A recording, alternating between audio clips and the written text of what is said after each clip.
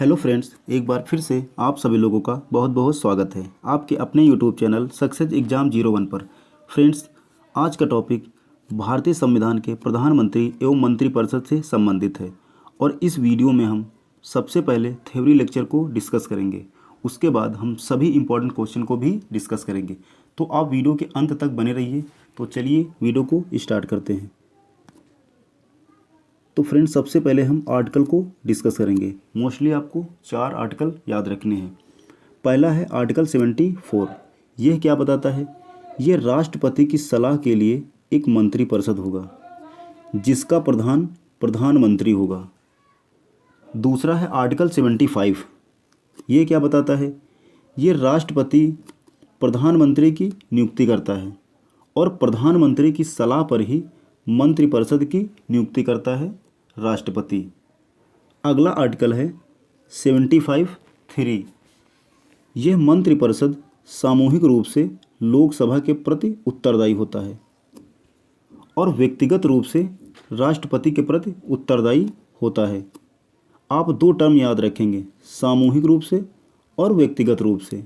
मंत्रिपरिषद सामूहिक रूप से लोकसभा के प्रति उत्तरदायी होता है और अगर आपसे पूछता है व्यक्तिगत रूप से, तो आपका करेक्ट आंसर राष्ट्रपति होगा।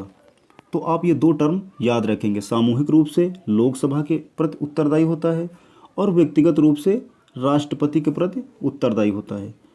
आगे देखते हैं आर्टिकल 78। ये क्या बताता है? यह राष्ट्रपति के प्रति प्रधानमंत्री के कर्तव्यों के बारे में बताता है और प्रधानमंत्री को संघ तथा प्रशासन के कार्यों की जानकारी समय समय पर राष्ट्रपति को देने का उल्लेख है आर्टिकल 78 में।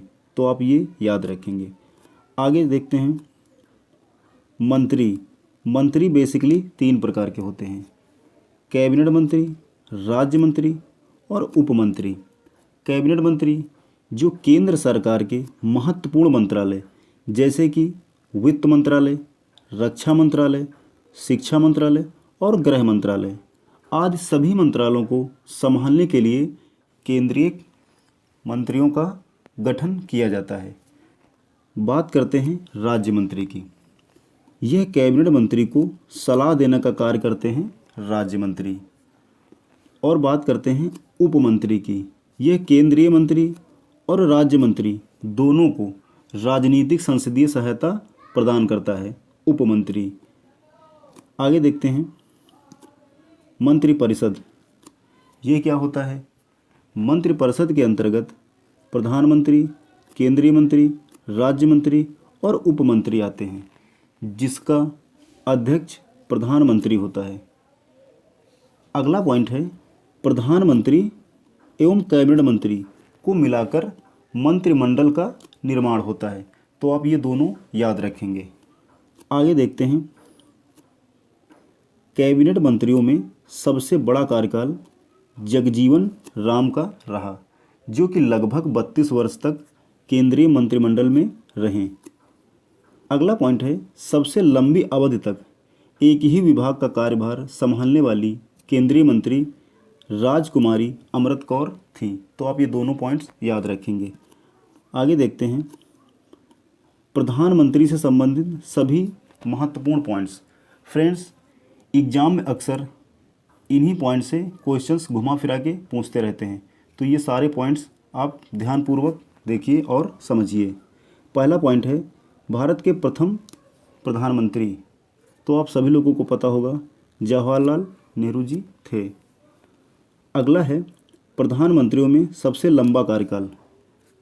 तो ये भी जवाहरलाल नेहरू का था, जो कि 16 वर्ष 9 माह और 12 दिन तक ये अपने पद पर कार्यरत रहे। अगला पॉइंट है भारत के प्रथम उप प्रधानमंत्री थे।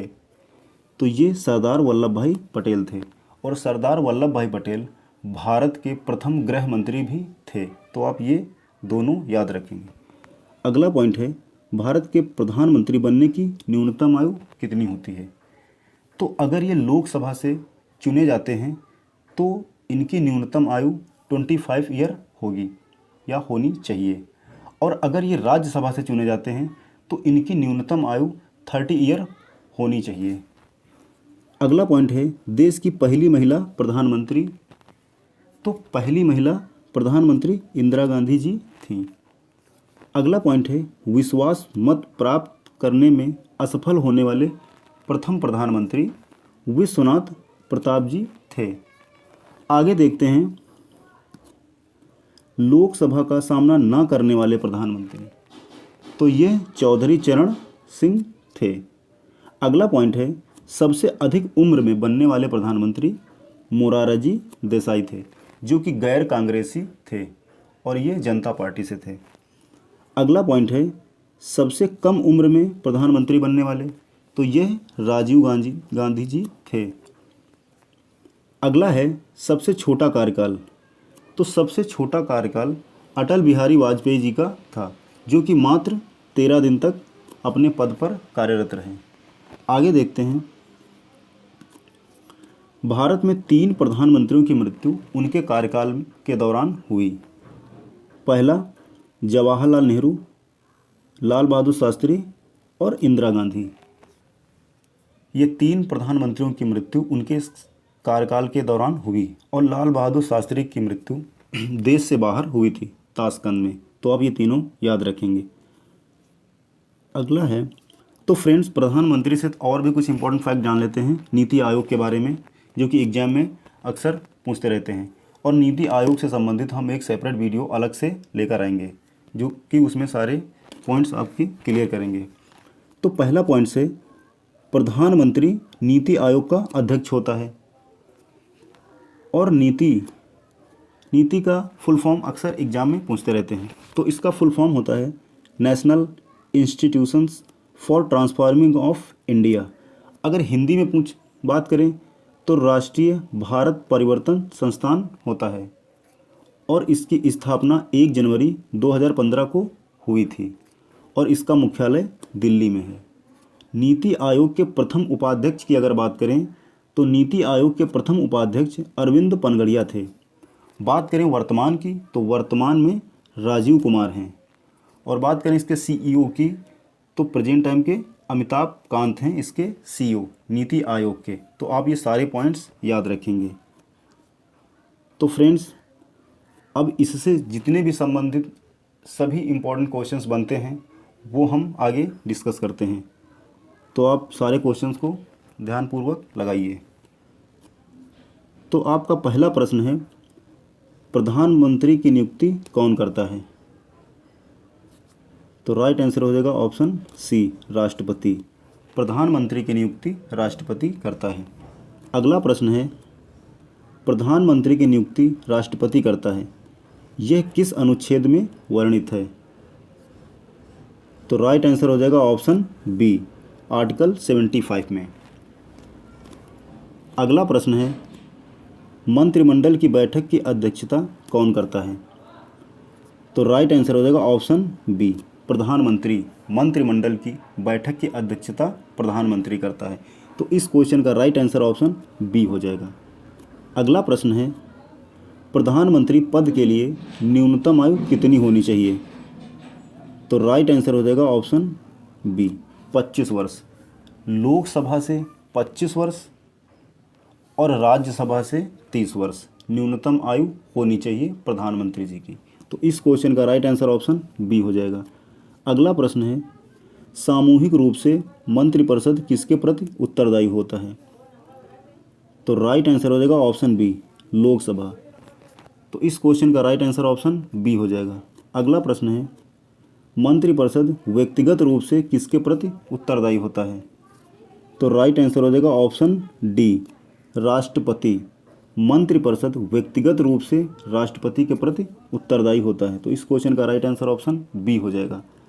अगला है अभी तक पद पर रहते हुए कितने प्रधानमंत्रियों की मृत्यु हुई? तो राइट आंसर हो जाएगा ऑप्शन बी 3 प्रधानमंत्रियों की मृत्यु उनके पद पर कार्यरत रहते हुई है।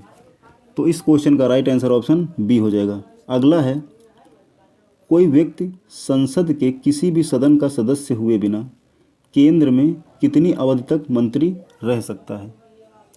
तो राइट आंसर हो जाएगा ऑप्शन सी, 6 महीने तक वह रह सकता है। तो इस क्वेश्चन का राइट आंसर ऑप्शन सी हो जाएगा। वह संसद के किसी भी सदन का सदस्य ना होते हुए भी वह 6 महीने तक रह सकता है, पर 6 महीने के बाद चुनाव करवाने ही होंगे। तो इस क्वेश्चन का राइट आंसर ऑप्शन सी हो जाएगा, 6 माह। अगला है, सबसे अधिक उम्र में प्रधानमंत्री पद पर आसीन होने वाले व्यक्ति हैं। तो राइट आंसर हो जाएगा ऑप्शन सी, मोरारजी देसाई सबसे अधिक उम्र में प्रधानमंत्री पद पर आसीन होने वाले व्यक्ति हैं, जो कि यह गैर कांग्रेसी थे और ये जनता पार्टी से थे। तो इस क्वेश्चन का राइट आंसर ऑप्शन सी हो जाएगा। अगला प्रश्न है, वह प्रधानमंत्री जो लोकसभा में नहीं आए।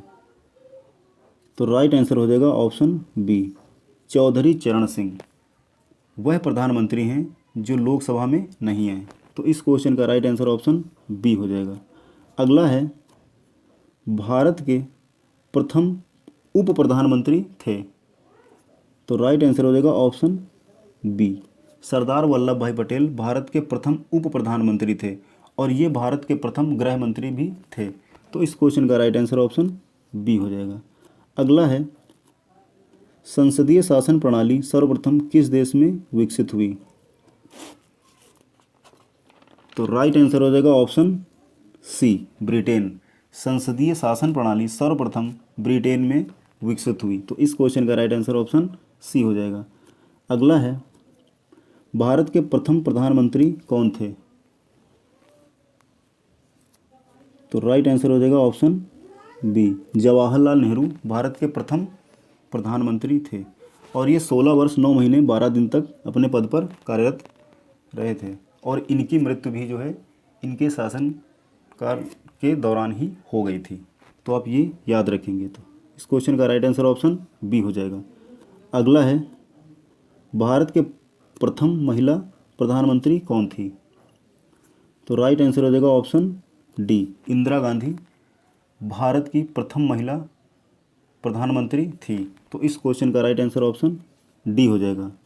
अगला है, प्रधानमंत्री पद पर किसी एक कार्यकाल के लिए सबसे कम समय के लिए कौन आसीन रहा। तो राइट आंसर हो जाएगा ऑप्शन डी, अटल बिहारी वाजपेयी। यह मात्र 13 दिन तक अपने पद पर कार्यरत रहे, या दूसरी भाषा में कहें कि यह मात्र 13 दिन के लिए प्रधानमंत्री पद पर आसीन रहें। तो इस क्वेश्चन का राइट आंसर हो जाएगा ऑप्शन डी।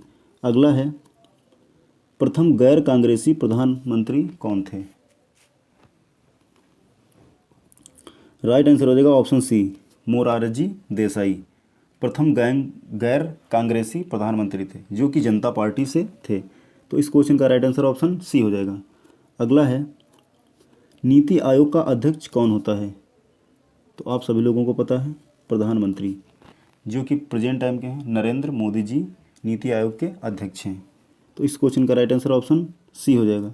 अगला है, राष्ट्रपति की सलाह के लिए एक मंत्रिपरिषद होगा जिसका प्रधानमंत्री होगा, ये किस अनुच्छेद में वर्णित है। तो राइट आंसर हो जाएगा ऑप्शन बी, आर्टिकल 74 में वर्णित है। तो इस क्वेश्चन का राइट आंसर ऑप्शन बी हो जाएगा। अगला है, कोई व्यक्ति औसतन कितनी बार प्रधानमंत्री पद पर रह सकता है।